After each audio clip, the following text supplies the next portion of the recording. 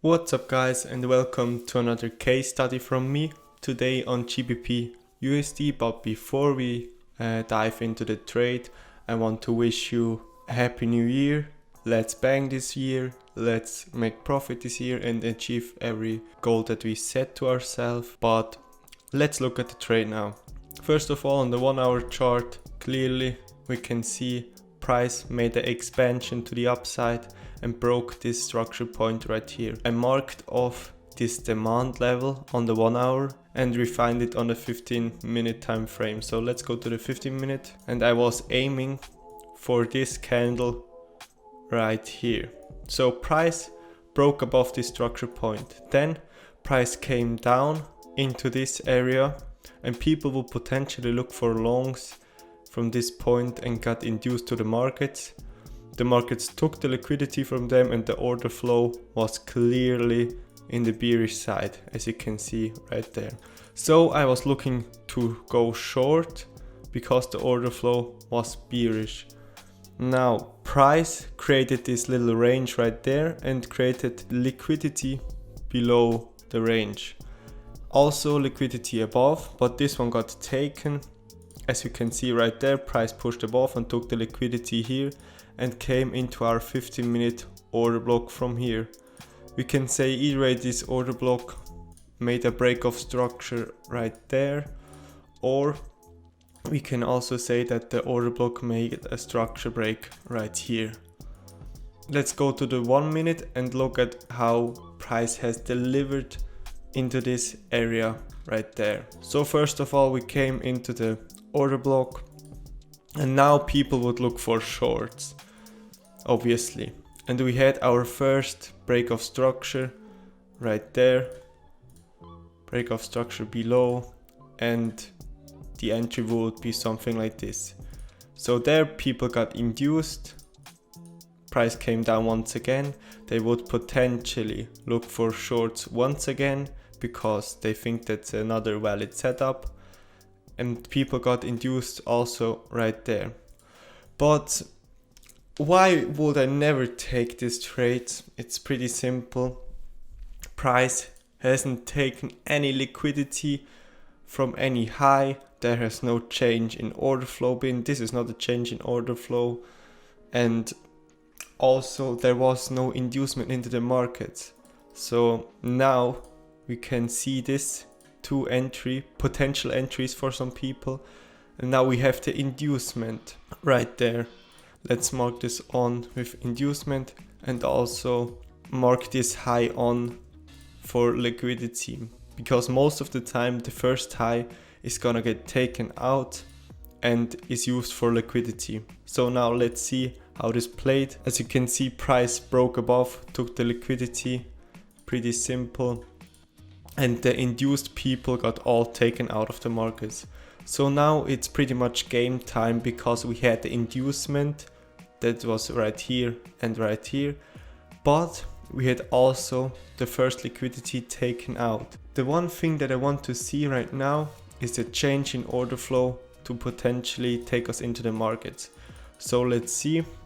I saw this entry right here, because we had a break of structure at this point to the downside, and I would call this a risk entry for me. For my personal style, this is a risk entry, but I wasn't looking for this entry at all because we had no change in order flow, and I was anticipating this break of structure for me to give me a setup where I will enter. So price came below, broke this structure point right there, and now we have the order flow in the bearish direction because we have a break in the structure and also a flip right here. You can also call the flip below right here, but the change in order flow has changed, obviously, yes, and I was looking for an entry right there.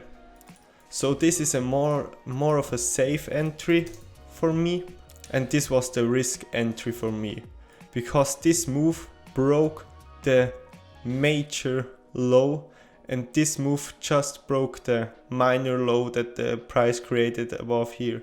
So this was the clean entry for me, and I placed my order right there. Had a 2.6 stop loss because of my spread. That is pretty fucking high. I don't like that. And my target was the next demand zone that I was anticipating on the higher time frames, as I told you. And now let's see how price delivers into my entry. As you can see, price came above but didn't tag me in. So this is very interesting, because there is potentially a point where people got FOMO and just got into the trade because they didn't want to miss out, and they got in right here or whatever. And that's also sort of inducement for me, because I knew price has to come into this area in order to continue to the downside. So let's see what price does. Comes above, tags me into the trade, and took out all the FOMO traders that didn't want to miss out on this trade. So now price was a bit choppy on the entry.